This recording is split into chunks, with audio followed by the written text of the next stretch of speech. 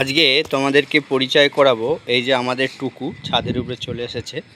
তো টুকু দেখো কিভাবে হাঁটছে, কিন্তু অনেক ছোট ছিল। এর নাম হচ্ছে টুকু।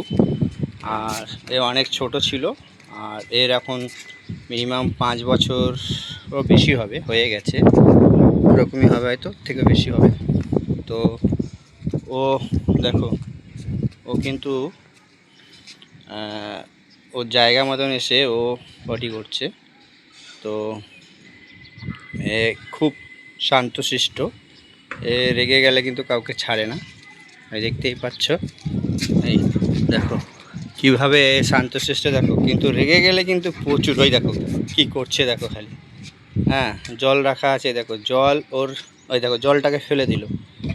প্রচুর এই দেখো কীভাবে কি দুষ্টুমি করছে। এক্ষুনি তোমাদের বললাম যে ও শান্তশিষ্ট, কিন্তু রেগে গেলে কিন্তু 10 জন লোক আসলেও কাছে টের পাবে না।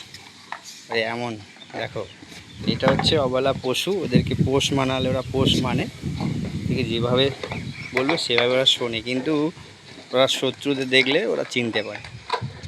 হ্যাঁ, এই তোমাদেরকে টুকুর সঙ্গে পরিচয় করে দিলাম। তোমাদের কার কার বাড়ি এরকম এই অবলা পশু কমেন্ট করে জানিও। থ্যাংক ইউ সবাইকে। টুকু টুকু হ্যান্ডস আপ।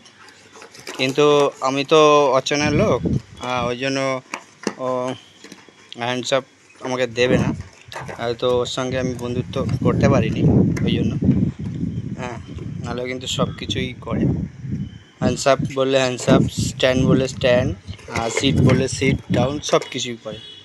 হ্যাঁ টুকু স্ট্যান্ড। দেখো ও আমার কথা এখন শুনছে না, কিন্তু বাড়ির যার কুকুর তার কথা সে শোনে, ঠিক আছে। টুকু দেখো কোনো কথাই কিন্তু এখন শুনছে না। এটা মানে বলতে গেলে ওই অচেনা লোক আমি, কিন্তু যদি ওর চেনা লোক হতাম, ওকে যদি পুষতাম আমি নিজে, তখন আমার কথা সব শুনতো। থ্যাংক ইউ সবাইকে, ভিডিওটা এখানে শেষ করি।